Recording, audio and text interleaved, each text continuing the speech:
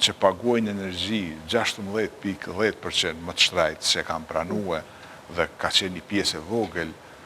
që kanë protestuar kundër kësaj dhe ne kemi parë që populli për kundër deklarimeve tona në për studio që është gjendja keq, populli po hesht. Ne kemi pa protestat e qytetarëve, asnjë cent më shumë ku aty vërtet ka pas një numër shumë i vogël i protestuesve, qytetarëve që s'janë pajtu me këtë. Ne kemi pas protestat e bizneseve, kur kemi dalë në tregun e hapur,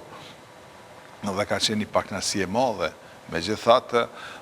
ZRE-ja doli të fitoj, sepse kishte mbështetjen e qeverisë të Kosovës, dhe fitoj në këtë drejtim që ne